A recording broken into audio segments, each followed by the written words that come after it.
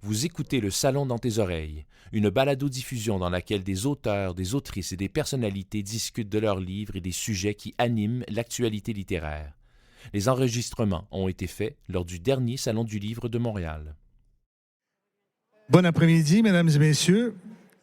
Bonjour et bienvenue. Merci de vous être déplacés jusqu'à nous.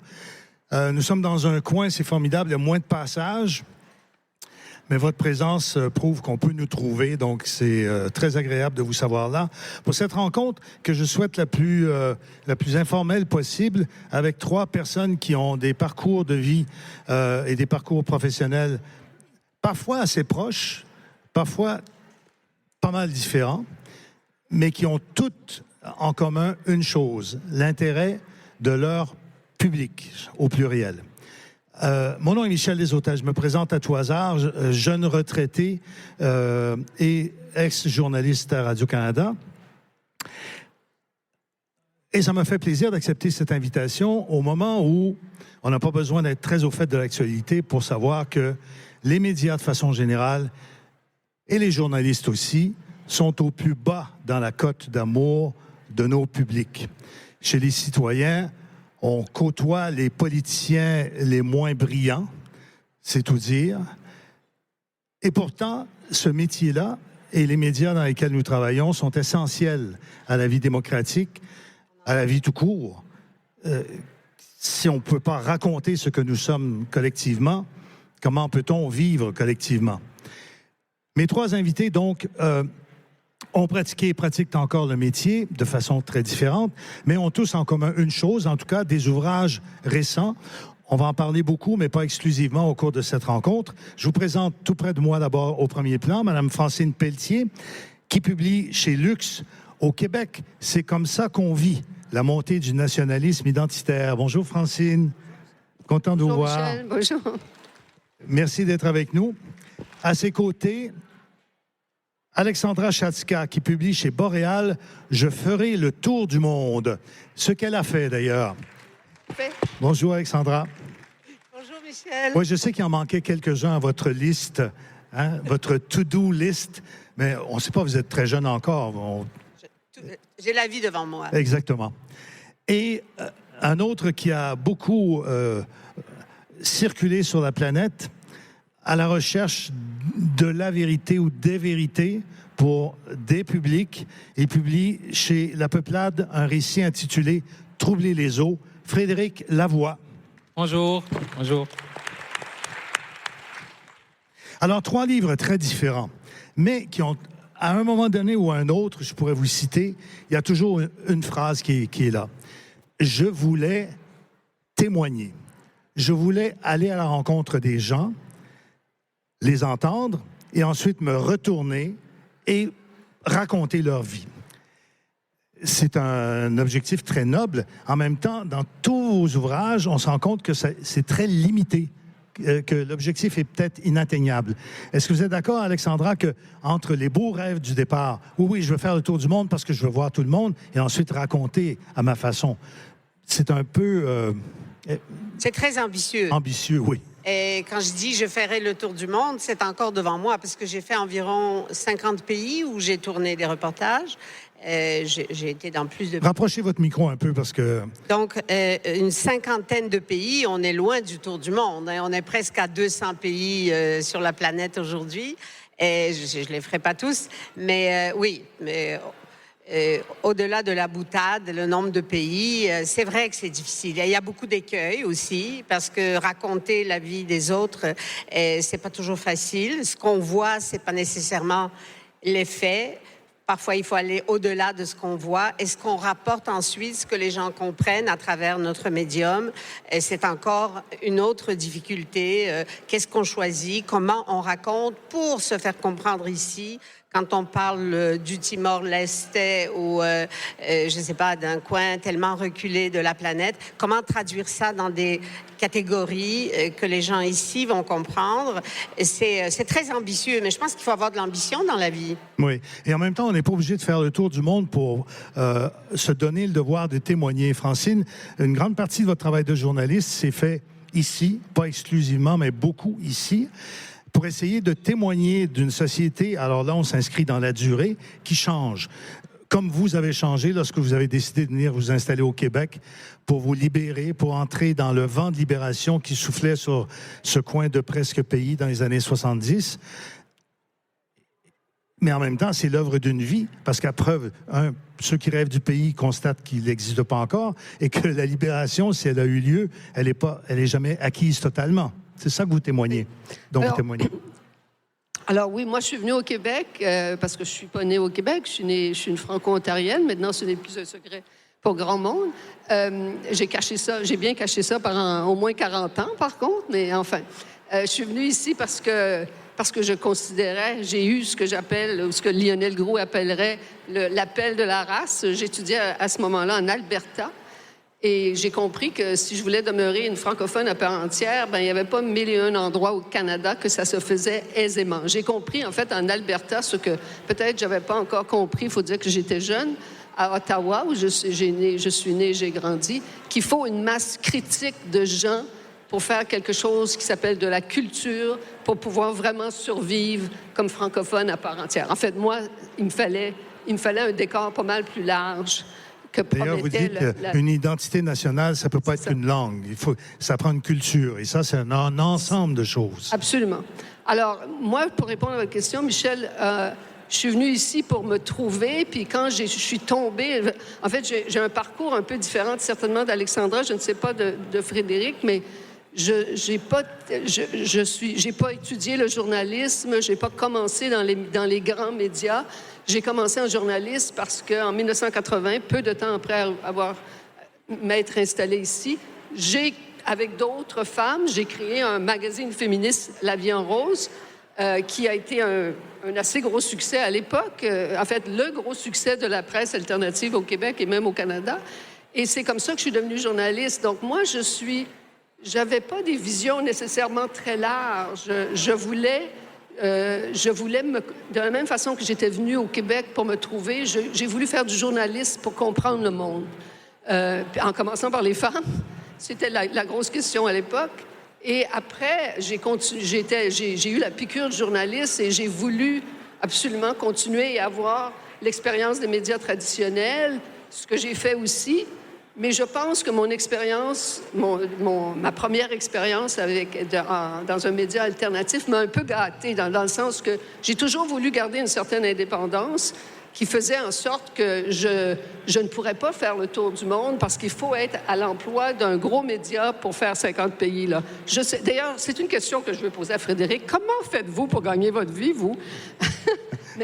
On va y venir, parce que c'est très important dans ce cas-ci. Alors, c'est ça. Donc, je ne sais pas si je réponds à votre question. Pas mal, oui. Ça nous lance bien, en tout cas. Et c'est vrai, Frédéric Lavoie, que votre expérience est très différente. Oui, vous avez travaillé pour de grands médias, écrit la plupart du temps, des magazines, des journaux, à titre de collaborateur très occasionnel. Mais votre travail de journaliste, vous avez un peu inventé vous-même. Vous êtes un pigiste de pigiste, là, finalement. Et vous vous êtes déplacé dans plusieurs endroits sur la planète à la recherche de certaines vérités dans des dossiers qui vous intriguaient, qui vous intéressaient. Ce livre, d'ailleurs, c'est intéressant, parce que c'est un livre gigogne, finalement. C'est une enquête sur l'eau et le problème d'un pays en particulier dans la région asiatique de notre planète qui a des problèmes sérieux avec son eau pour son immense population. Mais ça devient vite un livre sur le journalisme, sur les limites du journalisme de terrain. Quand on est un pigiste sans moyens, dites-vous, on est vraiment proche de son terrain parce qu'on n'a pas le choix, il faut coucher chez l'habitant. Et dès qu'on a des moyens, comme ça vous est arrivé grâce à quelques bourses et certains diffuseurs, tout à coup, on devient éloigné des sujets. C'est un peu plus difficile, on est un peu plus suspect. C'est une bizarre aventure que vous nous racontez là. Oui, en effet, j'ai pris le journalisme de l'autre côté parce que, voilà, pour répondre à la question de Francine, comment j'ai fait? Ben, je suis radin.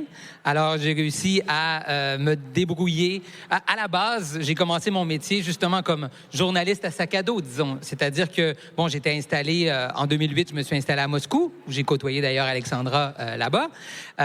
Et moi, je partais avec mon sac à dos dans différentes régions pour faire du journalisme, évidemment, mais à ma façon.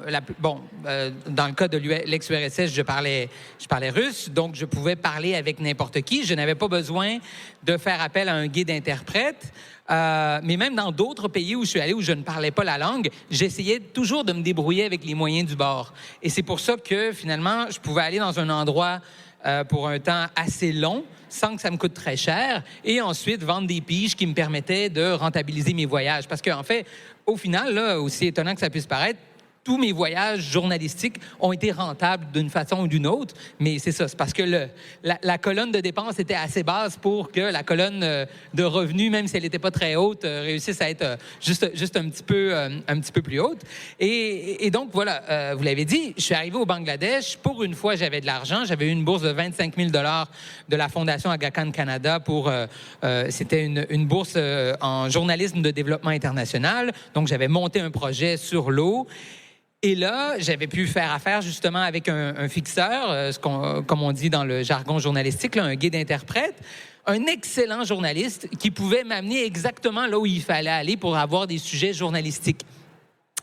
Mais moi, j'étais tellement habitué de me débrouiller par moi-même, de ramer dans la boîte pour arriver à mes fins, pour réussir à rencontrer des gens un peu n'importe comment, que j'avais l'impression que ça collait moins. C'est-à-dire que j'arrivais à ramasser une tonne de citations, mais je les sentais désincarnées pour moi. Parce que, voilà, j'étais habitué d'avoir juste ces petites conversations-là avec les gens. Mais pire que ça, Frédéric, vous avez commencé à souffrir de ce que j'appellerais le syndrome de l'homme blanc occidental. Parce que vous dites, avec mon interprète, je débarquais là, j'avais une voiture pour me déplacer, pas sur le pouce, là. Et donc, pour celui que j'interviewais dans son village, que je dérangeais en train de rapiécer son filet, j'étais celui qui le regardait vers le haut comme ça. Me donnait-il les vraies bonnes réponses?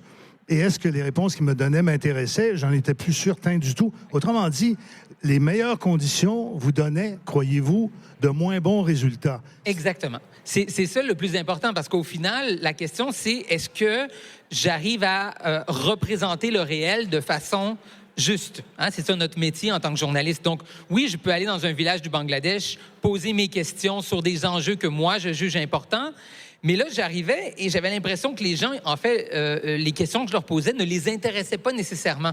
Alors, je prenais les réponses qu'ils me donnaient, mais je retournais et je me disais, mais ça veut peut-être dire qu'en fait, le portrait que je vais faire de leur vie va être assez éloigné du portrait qu'eux voudraient que je fasse de leur vie ou qui, voilà, quelles sont leurs priorités et tout ça. Si moi j'arrive, je dis, parlez-moi de l'impact des changements climatiques dans votre vie, mais pour une madame ou un monsieur dans son village au Bangladesh, oui, évidemment, il y a des conséquences des changements climatiques, mais ce n'est pas nécessairement à travers le prisme de ce grand enjeu qu'ils vont voir les choses.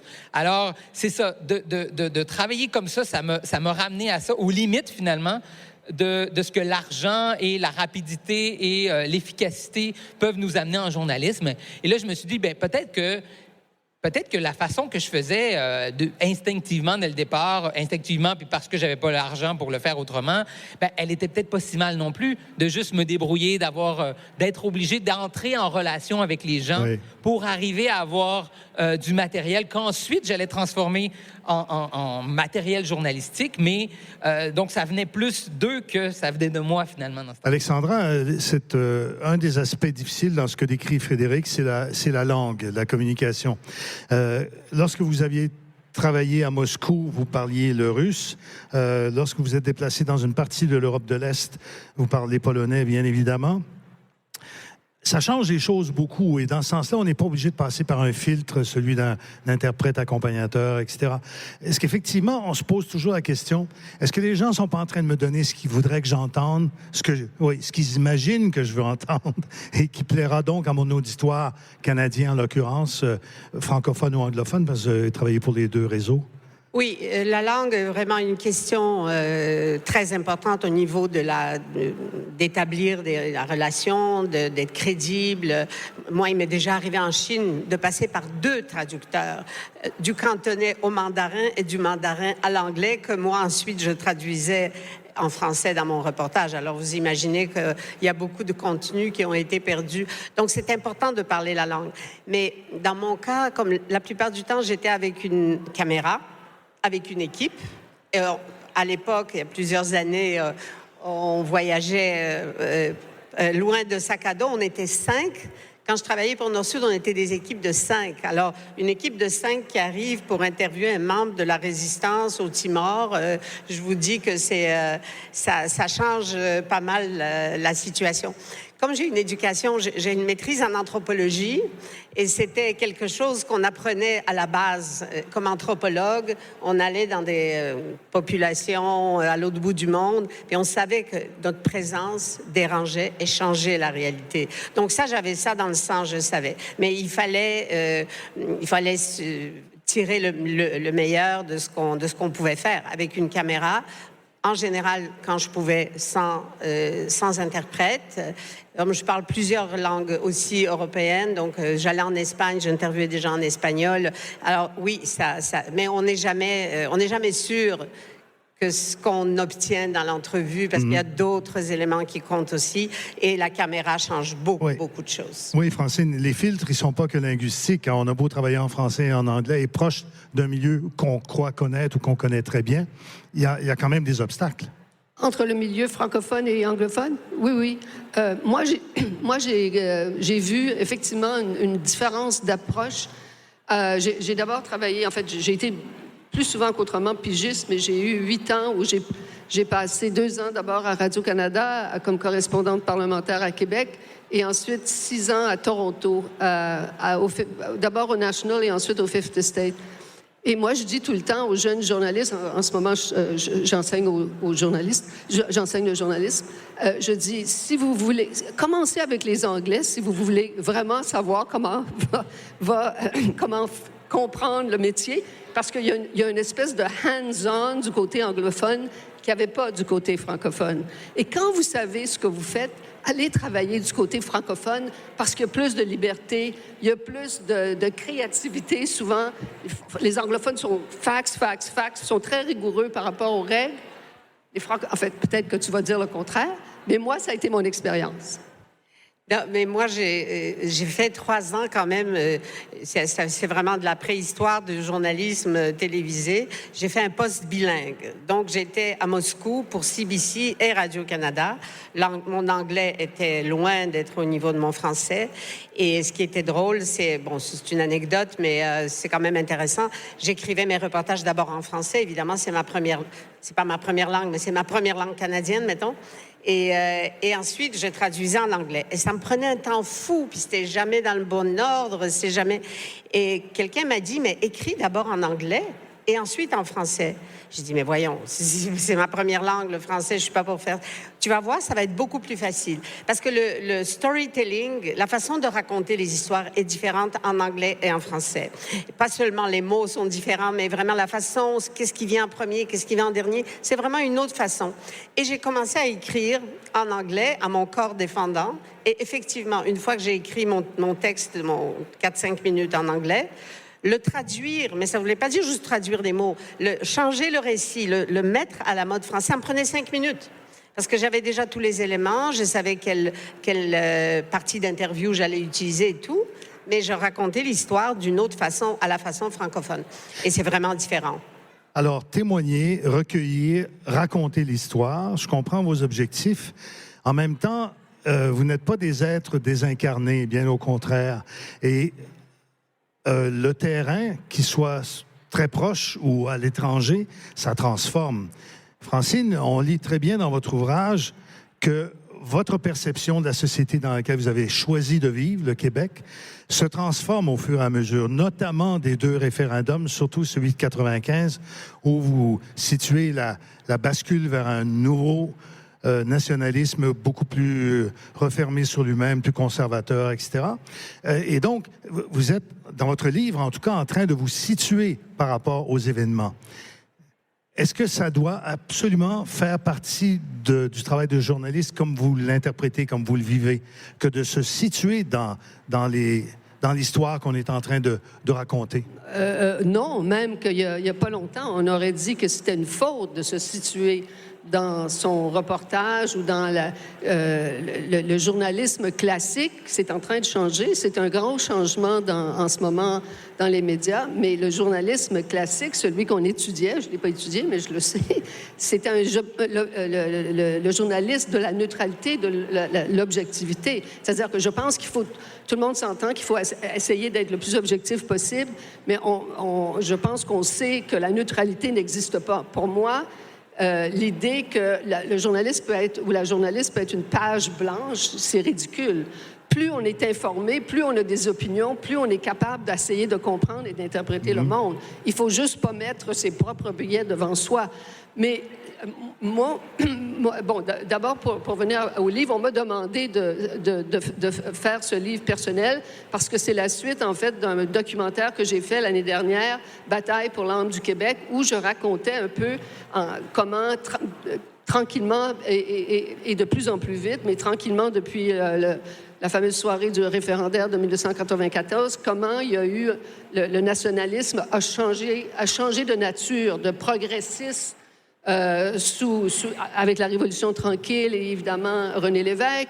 Il est devenu petit à petit, certainement à partir de la crise des accommodements raisonnables, c'est clair et net, un nationalisme beaucoup plus identitaire ou conservateur.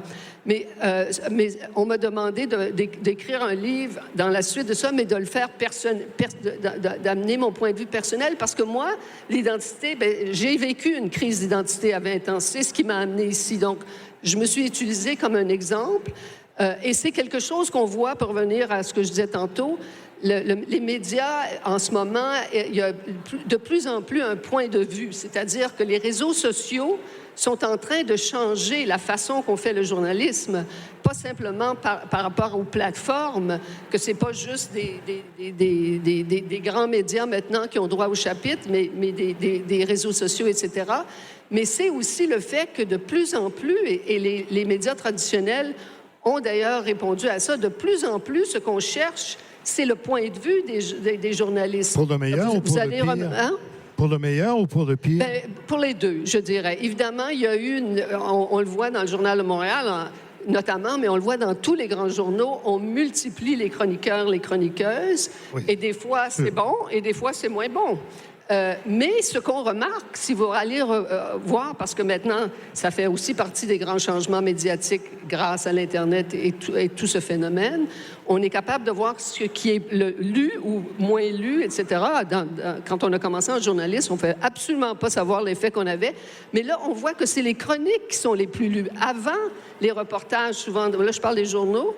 Alors, les gens sont avares d'opinions. Les gens veulent essayer de comprendre les événements, et souvent les chroniqueurs ou chroniqueuses, des fois... les gens adorent la poutine et je ne suis pas sûr que les cardiologues sont d'accord non plus. Alors, mais vous alliez ajouter quelque chose, était-ce au sujet de la neutralité ou de l'objectivité, c'est ça? Oui, absolument, mais parce que vous avez parlé de point de vue. En fait, moi, je pense que... on va revenir au départ, vous avez parlé de la crise des médias. Et il y a une crise de confiance des publics envers les médias parce que les gens trouvent que les journalistes, souvent, nous cachent des choses ou d'une certaine façon. Et moi, ce que j'ai à dire, c'est que oui, en effet, évidemment que les médias cachent des choses. On cache les ficelles qui ont permis d'en arriver à l'information parfois. Parce que ce qu'on nous a appris, et ce que vous disiez tout à l'heure un peu, je vais le dire en d'autres termes, mais on nous a appris que le journalisme, c'était la vision de nulle part. Donc, le contraire, finalement, d'un journalisme situé. Et moi, dans mon livre, je parle de ça, mais je dis que de se situer en tant que journaliste, ça ne veut pas dire de renoncer à l'idéal de neutralité ou plutôt, pour moi, le mot serait plus équilibre. Au contraire, c'est de donner au public les clés pour comprendre à travers quelles lunettes on leur montre la façon, on leur montre le monde, on leur fait découvrir le monde. Alors moi, je pense que il y a aussi une nuance entre dire nous ne faisons que du journalisme basé sur les faits et de l'opinion. Je pense qu'entre les deux, vous avez parlé de point de vue. Et moi, je mets pas point de vue et opinion comme des synonymes. Parce que pour moi, point de vue, ça ne veut pas dire d'arrêter d'être un journaliste, c'est-à-dire d'essayer... Je sais que c'est pas ça que vous aviez dit, là. Je vais juste reprendre la balle au bon sur le point de vue. Moi, je pense qu'il faut montrer aux gens que parfois, ça peut être pertinent de leur montrer que sur le terrain, on a vécu des choses qui nous ont poussés à raconter d'une certaine façon, au lieu de leur cacher ça d'une certaine façon au nom de cette vision de nulle part. Je pense que ça va nous redonner un peu de crédibilité et ça va aussi, et vous l'avez dit, les chroniques sont beaucoup lues. Il y a des chroniques d'opinion qui sont souvent, disons, seulement des chroniques d'humeur, finalement, qui n'apportent pas grand-chose au débat. Mais il y a aussi de la chronique... je peux avoir bien des critiques, par exemple, contre des journaux comme La Presse et tout, mais je pense aux chroniqueurs de La Presse à qui on demande, finalement, de quand même baser leur perspective sur des faits, qu'on essaie d'aller en profondeur sur le terrain. Et donc, pour moi, le mot-clé là-dedans, c'est équilibre. Et donc, il faut arrêter de seulement dire, les gens, ils mélangent opinion et fait. Il faut garder une zone étanche entre les deux. Non. Pour moi, l'important, c'est de leur apporter une information la plus honnête possible et on doit se donner les moyens de le faire. Parfois, ça passe par le jeu, par l'exposition des travers du journaliste ou n'importe quoi. Et je pense que les médias manquent de flexibilité et ça nous aiderait à regagner la crédibilité envers les publics. Alexandra? Moi, je trouve qu'on est dans une crise de l'information, des médias, mais on est surtout dans une crise des faits. Je pense que les gens ne croient plus aux faits. On est rendu aussi loin que ça. Alors, je pense que notre rôle, c'est d'abord d'aller chercher les faits. Mais évidemment, je suis d'accord avec Francine. On a tous notre point de vue. C'est ridicule de le cacher et c'est ridicule de se faire croire qu'on n'en a pas. Mais notre rôle premier, c'est vraiment d'aller trouver des faits.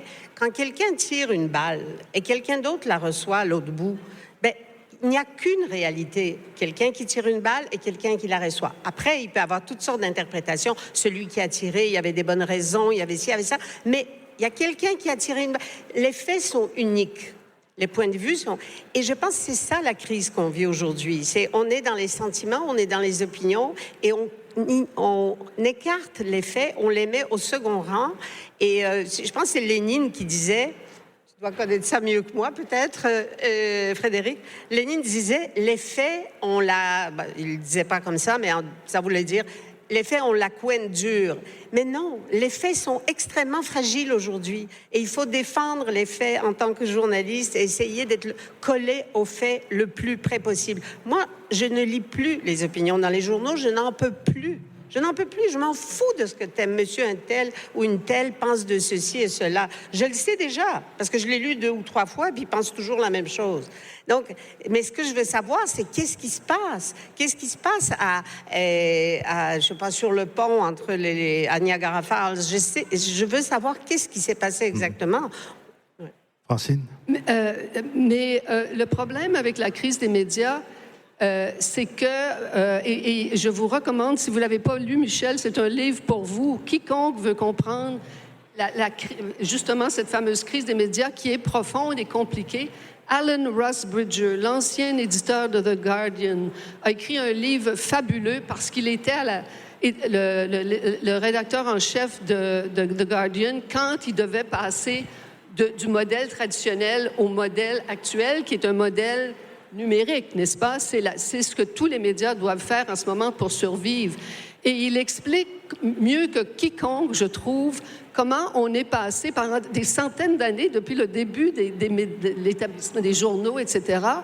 On avait un modèle très élitiste des médias, c'est-à-dire qu'il y a une poignée de gens très éduqués qui, chaque jour, se rencontrent pour décider ce que vous allez lire le lendemain en trouvant votre journal à votre porte, plus tard en allumant votre téléviseur. Et ça qu'il appelle la mentalité du club, the club mentality, on est passé de ça à the mob mentality. Hein? C'est-à-dire, les réseaux sociaux ont fait en sorte que c'est plus l'élite là, qui décide que tout le monde va se mettre sous la cravate.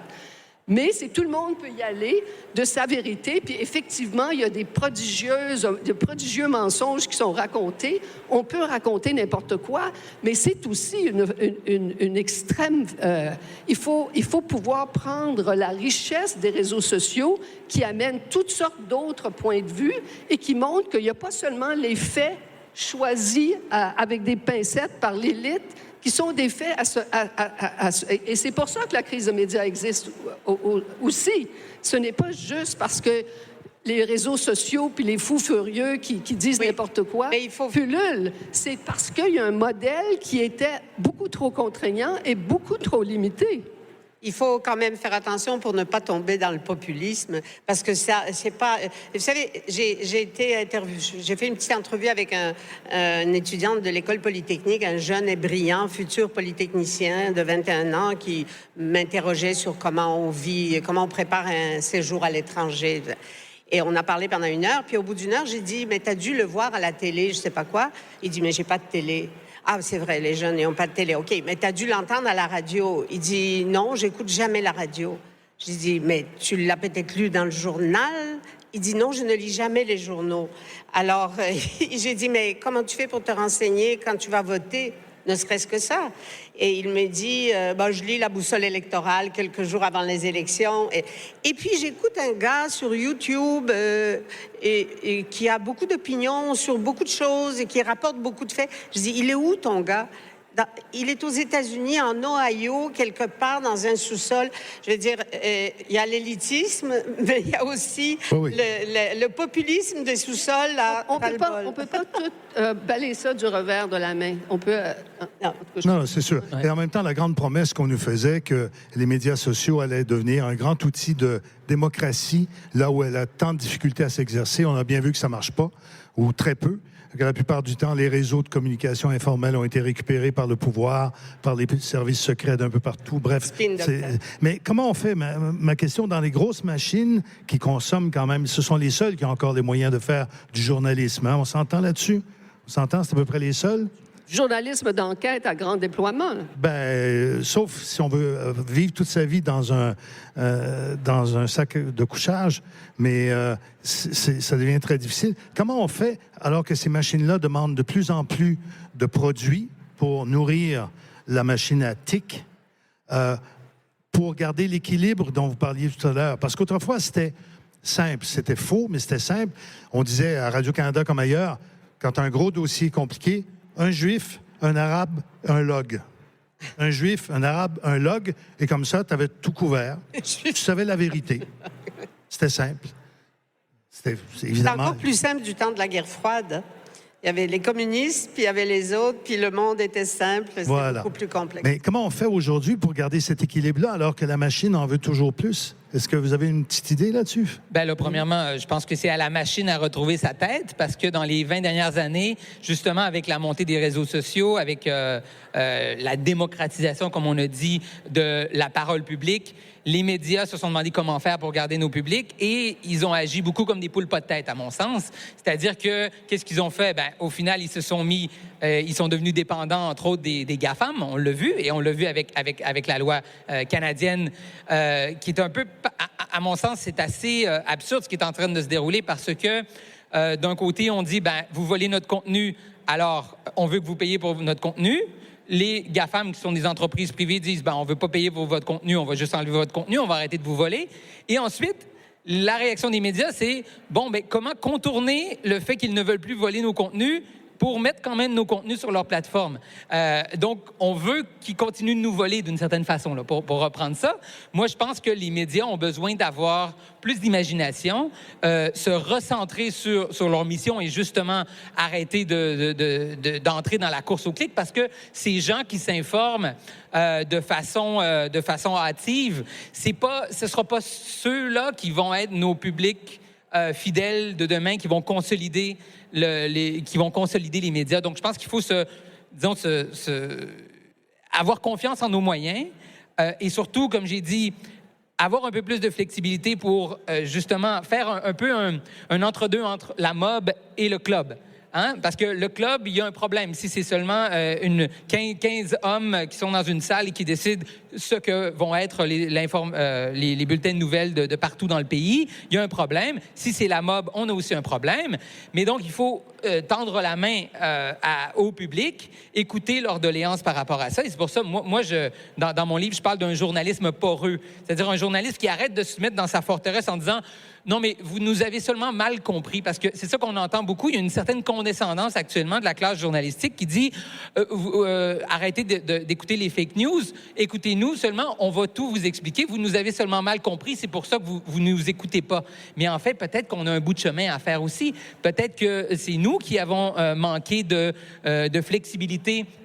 Moi, quand j'essaie de mettre, par exemple, du je dans mes textes, non pas pour parler de moi, je ne suis pas important. Je ne suis que l'observateur qui montre ce que je vois à travers le monde. Eh bien, on me dit, non, ça va donner une couleur, finalement, à ton article, alors que ça va permettre aux gens de voir d'où tu parles. Mais pour moi, ça va redonner de la confiance. Et c'est ça, il faut faire un pas vers les publics. Francine? J'écoute Frédéric, puis je me dis, c'est ça, le journaliste qui est en train de se faire, va se faire de plus en plus. Je crois qu'il est là. C'est-à-dire, d'abord, il n'y a plus tellement de travail, de job dans les grands médias. Hein? J'enseigne à des étudiants qui vont de plus en plus être obligés de compter sur leurs propres moyens, compter leurs scènes, avoir l'esprit d'aventure et prendre leur chance, comme l'a fait Frédéric, avec un esprit plus large, qui ne crache pas nécessairement sur les réseaux sociaux parce qu'ils savent à quel point c'est une méthode de dissémination formidable quand on respecte les faits puis on sait ce qu'on fait. Et tout en voulant aussi mettre, parce que c'est pas simplement une question, le jeu d'apporter un point de vue. C'est pas simplement, c'est plus intéressant pour le journaliste, c'est plus intéressant pour ceux qui le regardent, qui le consomment. C'est le principe d'une bonne histoire. Une bonne histoire, généralement, il y a un personnage, puis on s'identifie ou pas à ce personnage. Donc, la question de se mettre ou pas dans son histoire ne se posera de moins en moins qu'il le fait par le passé. Oui, Frédéric. Oui, je vais juste rajouter une petite chose parce que ça me rappelle comment, pendant des années, en fait, on dit souvent que les meilleures histoires des journalistes, c'est pas celles qu'ils racontent dans leurs médias, mais c'est celles qu'ils racontent dans le souper après être revenus de reportage à leurs amis. Alors là, moi, ma question, c'est mais pourquoi ce qu'on raconte à nos amis, on ne pourrait pas aussi le raconter à nos médias, dans nos médias? Pourquoi, justement, les rencontres un peu fortuites avec des gens, mais qui ne cadraient pas avec l'angle exact du reportage? Pourquoi ça ne peut pas être là-dedans? Mais c'est dans nos livres. C'est pour ça qu'on écrit des livres. Exactement, oui. Mais pourquoi ça ne pourrait pas être aussi dans les médias? Parce que, comme Francine l'a bien dit, les médias sociaux sont venus changer. Il y a un rapport d'intimité, finalement, dans la parole publique qui n'était pas là avant de la même façon. Alors là, maintenant... Et les gens aiment ça. Et les gens aiment ça, ouais. Beaucoup. Mais moi, j'ajouterais quand même quelque chose, parce que finalement, on est tous à peu près d'accord qu'un journalisme élitiste fait par quelques hommes blancs dans leurs officines, on a dépassé ça. Il n'y a plus personne que ça intéresse, et tant mieux. Et le gars dans son sous-sol en Ohio... mais ça prend quand même, je pense que ce qui est important dans les médias traditionnels ou peut-être moins traditionnels, c'est quand même des balises, des codes d'éthique, plusieurs lecteurs. Tu sais, quand on écrit un reportage, des fois, on va vite, hein? Quand on arrive sur le terrain, puis le soir, on doit sortir un reportage, c'est bon que quelqu'un puisse nous relire. Donc, il y a des verrous. Il y a des verrous, mais dans le sens des balises qui nous permettent qui rendent notre travail plus crédible. Ce qui n'empêche pas peut-être de temps en temps, sous d'autres formats, parler de comment cette information-là a été obtenue, dans quelles circonstances, quelles sont les difficultés, etc. Mais les médias traditionnels nous donnent quand même cette espèce de cadre qui parfois peut ressembler à de la censure. Dans mon cas, c'est déjà arrivé à quelques reprises où carrément, j'ai pas pu dire ce que je croyais être juste, mais très rarement. En général, ce cadre-là est quand même nécessaire pour une certaine crédibilité. Oui, et en même temps, c'est pas donné à tout le monde d'avoir ni le talent, ni l'envie, ni le temps d'écrire des livres. Le métier de journaliste ne peut pas se avoir pour objectif de se dire, dans 15 ans, j'aurai assez de bouteilles pour pouvoir trouver un éditeur qui achètera mon histoire. En tout cas, on a beaucoup de lecteurs. Oui, on a beaucoup de lecteurs ici, mais il y a quand même une limite. Il y a un aspect qu'on n'a pas touché et que vous abordez, Alexandra, dans votre ouvrage. J'aimerais vous entendre toutes et tous là-dessus. Vous évoquez les années à Radio-Canada. Vous êtes passé d'un magazine à un autre, en espérant toujours pouvoir faire le plus d'international, ce qui n'était pas simple. Et vous parlez des équipes qui étaient très majoritairement constituées d'hommes, sauf dans les secteurs de recherche où elles étaient si précieuses. On les connaît toutes, les mêmes, qui ont été pendant des années l'épine dorsale du travail qu'on faisait, ces femmes-là. Mais les hommes, les patrons, les reporters, les présentateurs étaient, j'emploie le masculin tout le long parce que c'était ça très, très largement, sauf très rares exceptions. Les choses ont pas mal changé, en tout cas dans les directions, notamment à Radio-Canada, plus qu'à TVA. Je lisais un reportage très intéressant là-dessus. Radio-Canada a continué sa progression, arrive à parité et même un peu plus pour ce qui est des cadres, pas juste inférieurs en ce moment, mais un peu partout, alors que TVA traîne la patte un peu. Est-ce que ça change quelque chose, le fait que le métier ait changé? On le voit dans les écoles de journalisme, les filles sont très majoritaires, là encore une fois, souvent parmi les meilleurs, encore une fois. Est-ce que ça change quelque chose ou pas, Alexandra?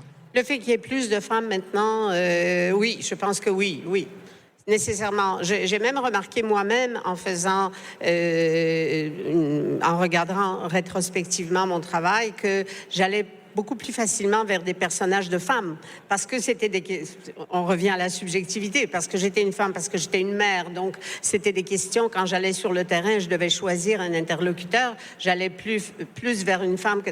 Donc, nécessairement, on fait l'information différemment, mais je pense que le point de vue des hommes est très important aussi, hein. Aujourd'hui, je sais pas, j'arrive de l'Université Laval, il y avait un brunch pour les donateurs et on a distingué des étudiants qui se sont... Enfin, on a souligné la présence des étudiants qui se sont particulièrement distingués cette année-là.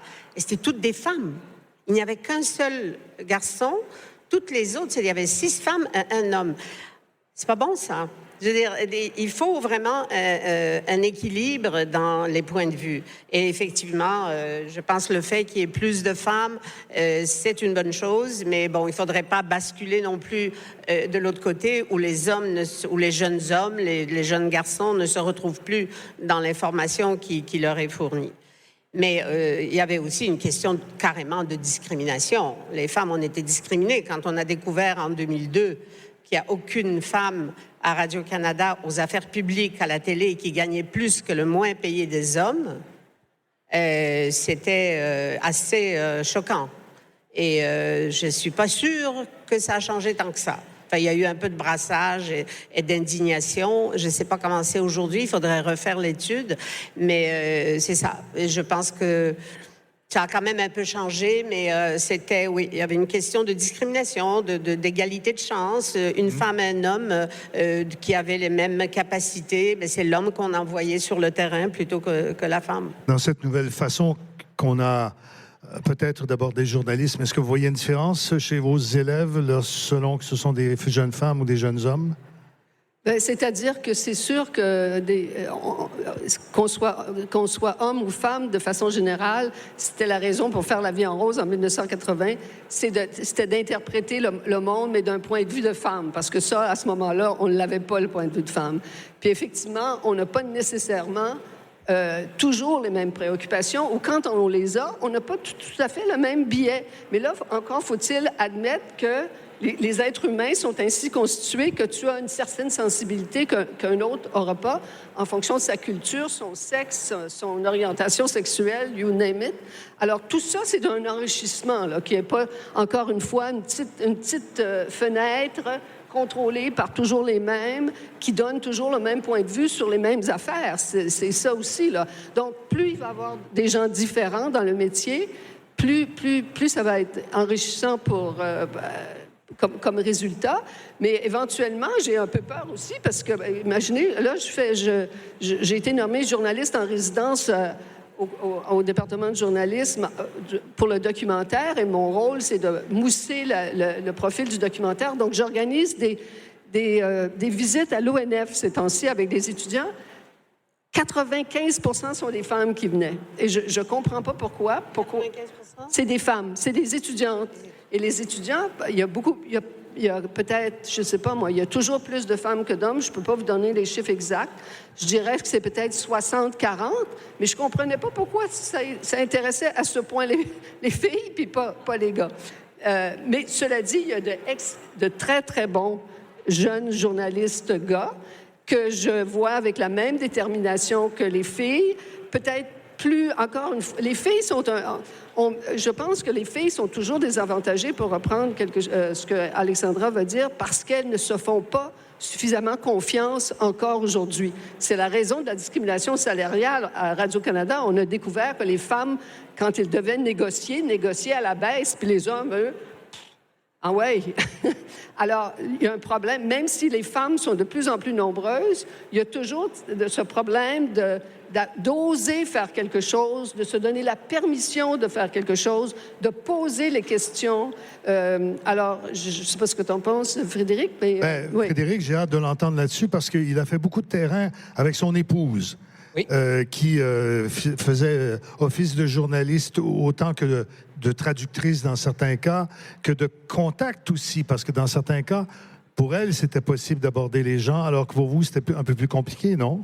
Mais c'est certain que dans un terrain comme le Bangladesh, elle est indienne d'origine, elle ne parlait pas le bengali, mais forcément, les femmes voulaient lui parler à elle en premier lieu. Donc, ça venait changer la dynamique du terrain. Et ça, évidemment, ça enrichit. Mais moi, ce que je veux dire là-dessus, c'est que, il y a tout le discours actuellement sur la diversité et tout ça. À mon sens, souvent, c'est un peu superficiel, malheureusement, parce que la diversité, elle est extrêmement importante, comme vous venez de le mentionner. Elle est importante, oui, d'avoir évidemment des gens d'origine diverse, de sexe divers ou d'orientation sexuelle divers dans nos médias, mais il en revient aussi à chaque journaliste, et là je parle en tant comme blanc, c'est-à-dire en tant que celui qui, pendant longtemps, comme je le dis dans le livre, moi j'ai commencé le journalisme, mais j'étais le journalisme, j'étais la littérature avant même que j'écrive n'importe quoi, parce que j'étais l'héritier d'une certaine façon d'un droit coutumier en tant qu'écrivain voyageur qui pouvait aller partout. Personne ne me demandait rien, personne ne me demandait de me situer justement, parce que voilà, j'étais le journaliste qui pouvait faire tout ça. Mais à mon sens aujourd'hui, et c'est un peu la réflexion qui est dans Troubler les eaux, moi, je veux changer ça. Je veux être aussi la diversité, pas en tant que représentant de la diversité, mais en tant que personne qui représente la diversité, dans la mesure où, dans mon travail, pour moi, c'est de toujours élargir mes horizons. En tant qu'homme, je vais sur le terrain. Naturellement, si vous allez dans un pays comme le Bangladesh, vous êtes un homme, vous allez sur le terrain. C'est extrêmement difficile de réussir à parler à des femmes. Il fallait qu'à chaque fois que je pousse mon fixeur, en plus qui, là, dans ce cas-là, était un homme, de réussir à parler à une femme, parce que des fois, elles veulent seulement pas parler.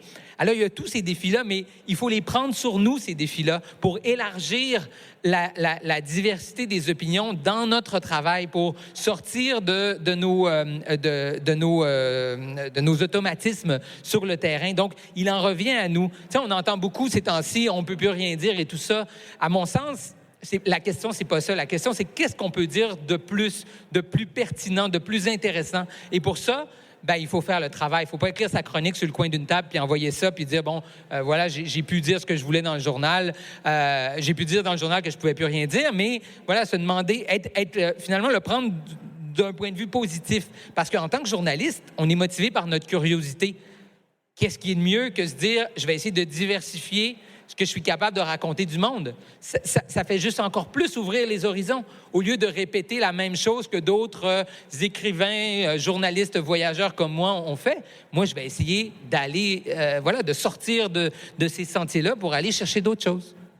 Vos 3 livres sont très différents, je le disais tout à l'heure, mais après les avoir lus tous les 3 et en séquence là, cette semaine, j'avais le vôtre depuis un moment, Alexandra, mais je ne l'avais pas lu encore. Celui de Francine aussi m'était arrivé quelque part en septembre, mais je ne l'avais pas lu. Bref, je les ai lus depuis 10 jours. Et je me suis dit, d'abord, ils sont formidablement bien écrits tous les 3, très différents à leur manière, ils sont très différents. Et je me suis dit, pour reprendre un peu où vous étiez tout à l'heure, pourquoi ne pas écrire des livres, finalement? C'est-à-dire, il ne s'agit pas d'abandonner le journalisme, mais est-ce qu'une autre forme d'écriture que l'écriture journalistique ne peut pas obtenir les mêmes résultats? j'évoque le cas d'Andrei Kourkov, qui est à Montréal ces jours-ci, que je vais interviewer demain chez Gallimard. Le prix Médicis 2022 pour les abeilles grises et son journal d'une invasion qui vient d'être publié, qui raconte la première année un peu moins que la première année de l'intervention spéciale de la Russie en Ukraine. Son livre, son roman, donc, Les abeilles grises, raconte la guerre du Donbass dans la zone grise, où tout le monde se tire dessus, on ne sait jamais qui est qui, et où les pauvres qui sont restés dans le village, ils sont 2 dans son cas, ils ne savent pas trop s'il va leur tomber sur la tête ou pas. C'est une façon extraordinairement efficace de décrire cette réalité-là, que même un journaliste bien intentionné, ayant passé 2 mois dans le putain de village, n'aurait jamais été capable de relater. Est-ce que ça vous rend un peu jaloux ou jalouse, ou ça vous donne pas envie, effectivement, d'explorer une autre forme pour aller rechercher le même objectif? Francine, je vous voyais faire... Moi, là, vous touchez une corde sensible. Moi, je n'ai pas étudié le journalisme, j'ai étudié la littérature. Je voulais être écrivaine. Et je pense qu'il y a peut-être plusieurs journalistes qui rêvent aussi de faire, tu sais, de dépasser simplement on rapporte les faits fidèlement, puis on est comme des machines à enregistrer, là. On veut interpréter, on veut créer. Donc, je pense que c'est sûr que quand on écrit des livres, il y a un peu de ça qui vient nous chercher, n'est-ce pas? Bien, surtout, moi qui ai fait toute ma vie en télé, un peu radio, mais surtout des médias électroniques, écrire, c'était tout à fait un autre exercice. Et c'est un temps plus long, hein? Et donc, ça permet de réfléchir plus, hein? C'est pas qu'on réfléchit pas quand on fait un reportage pour le téléjournal, mais disons qu'on doit réfléchir vite. Et là, on a Et puis oui, jouer avec des mots, j'ai trouvé ça extraordinaire. Bon, la prochaine étape, c'est peut-être un roman, peut-être, mais là, on est encore effectivement dans une autre dimension qui peut ajouter à la compréhension. D'ailleurs, je l'entends souvent, les gens me disent... pour ne pas la nommer, c'était Pauline Marois que j'ai entendue à la radio hier qui me disait, chaque fois que je vais dans un pays, je lis un roman écrit par un écrivain qui parle de ce pays, et ça me dit beaucoup plus que n'importe quel guide de voyage ou même livre journalistique ou même essai. Et effectivement, ça nous donne une liberté, une dimension, un supplément d'âme qu'on n'a pas quand on doit rapporter des faits. Mais ça, c'est à mi-chemin. Ce type d'ouvrage, c'est un peu à mi-chemin, parce que quand je me souvenais pas de quelque chose, je l'inventais. Non, c'est pas vrai. Mais c'est ça. Donc, oui, l'écriture, et quand on a fait de la télé, c'est un grand luxe et c'est un grand plaisir. Frédéric Lavoie, votre livre, je le disais tout à l'heure, c'est un peu un livre gigogne, c'est-à-dire, c'est un reportage, oui, mais qui est enveloppé dans une réflexion sur le journalisme et aussi sur l'écriture. J'allais dire, d'ailleurs, vos hésitations quant au titre de votre livre sont intéressantes. Il a changé de titre au moins, j'ai compté 4 fois, je crois. Je pense que oui. Oui, pour répondre à la question à propos du roman, oui, je pourrais me tourner évidemment vers le roman. C'est vrai que ça donne en fait l'idée d'avoir un contrôle total sur son livre, c'est-à-dire d'être un narrateur omniscient, c'est une tentation, évidemment, pour quiconque écrit. Mais moi, j'aime le rôle de narrateur non fiable. Je dis non fiable parce que, en tant que journaliste, voilà, j'essaie de représenter la réalité de la meilleure façon. Mon but n'est pas de tromper mon public, mais je lui dis, il y a beaucoup de probablement, peut-être, il semble que dans mon livre, parce que la réalité, c'est que parfois, je ne suis pas capable d'entrer, enfin, jamais ne suis-je capable d'entrer à l'intérieur de mes personnages. Et donc, il y a cette tension de la non-fiction. Moi, personnellement, je l'aime. Je la trouve stimulante, intéressante. J'essaie finalement d'en repousser les limites tout en gardant ce pacte avec mon lectorat. Alors, c'est ça ma démarche, mais c'est sûr que la fiction... les gens aiment ça aussi parce qu'on peut entrer dans la tête des personnages, mais voilà. Mais c'est vrai, ce qu'il dit, la fragilité du doute, c'est quelque chose qu'on ne peut pas se permettre souvent quand on est journaliste. Et surtout à la radio, vous le savez encore mieux, à la télé, la même chose. on peut pas commencer à dire oui, je pense que la robe de la madame était rouge, mais peut-être qu'elle était orange. D'abord, on n'a pas le temps, puis deuxièmement, on perd notre auditeur, notre téléspectateur. Il faut une certitude que parfois on n'a pas. On se force d'avoir une certitude. On essaye d'être au plus près des faits, évidemment, quand on est un journaliste honnête, mais on se permet pas le doute parce que ça passe pas. Et dans un livre, on peut et moi aussi, à plusieurs reprises, je doute. Ah oui, le mot doute, en tout cas, il revient très souvent dans le livre de Frédéric. et j'allais dire, il fait avancer la réflexion à chaque fois. C'est pas juste de dire, je suis pas certain. On pousse ça un peu plus loin. J'ai une question d'intendance pour vous toutes, vous tous. Avez-vous, Francine Pelletier, une séance de signature dans les prochaines heures? Oui, alors... dites-nous où c'est, là. 16 heures. Non, dans votre microphone, par exemple. Rapprochez-vous de votre... Oui, c'est prévu à 16 heures, dans quelques minutes, au stand de luxe, que je n'ai pas le numéro, là, mais c'est... je ne sais pas où. Il n'est pas très loin d'ici, il me semble que je l'ai vu tout à l'heure. Je vais essayer. S'il y a quelqu'un de luxe, il peut nous le crier, le numéro. 25-24. Merci, monsieur. Alexandra, même question pour vous. Mais on va être en concurrence parce que je suis à 4 heures chez Boréal. Oui. Mais je ne sais pas le numéro. Je pense que c'est 171 ou... Ben, je ne sais pas, mais on va vous trouver, Les Boréal. journalistes, on n'est pas fort en chiffres. Non, mais en tout cas, au stand de Boréal, c'est un peu par là, Oui. par là. Je ferai le tour du monde, c'est Boréal qui en est l'éditeur. Et vous, Frédéric Lavoie, signez-vous? Oui, aussi à 4 heures, au stand de la Peuplade. C'est 24-26, je pense, mais c'est juste là-bas où vous voyez Gallimard, là, c'est dans ce coin-là. Bon, ben vous pouvez faire la trifecta. Il n'y a que des gagnants là-dedans. C'est 3 livres extraordinaires. J'espère avoir réussi à vous, d'abord vous intéresser. Ça, c'est évident. Personne ne s'est levé. Je suis soufflé. Merci de votre attention et merci à nos invités. Et Merci à Michel, vous. j'ai encore 5 autres séances de signature demain, après-demain et dimanche. Bon, ben on a le temps. Autour de Vas-y. l'heure du dîner, même. Donc, venez nous voir avant, parce que nous, on signe moins qu'elle. Merci beaucoup tout le monde et bonne fin d'après-midi. Bon salon. Merci. Merci beaucoup. Merci beaucoup.